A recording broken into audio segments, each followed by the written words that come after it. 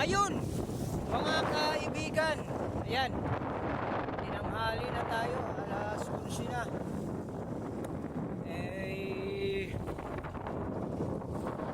Mas marami pa yung nakawala kaysa nahuli. Pero kahit papano nabigyan tayo ng biyaya. At saka pambalik sa gas. Ay, nako. Pambalik sa gas at saka pambili ng bigas.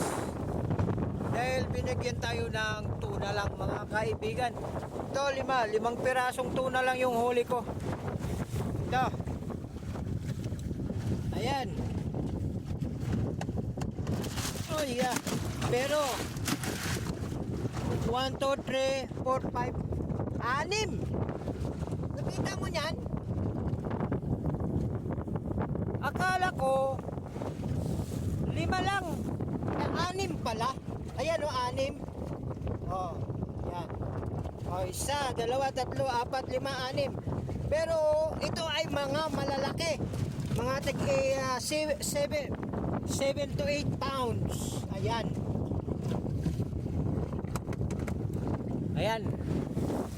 So, yan. Pauwi na tayo dahil alas 11 na. Tumataging-ting na yung init nakakatamad naman. Pero maya magbubong ako. Nandito ako sa tapat na ng World Resort. Daan lang ako kasi. Yan. Yun lang. At least kahit pa paano nakakuha tayo ng pagulam. Nakabalik lang sa gas.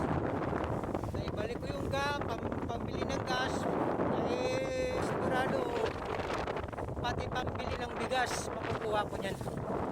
Yun lang.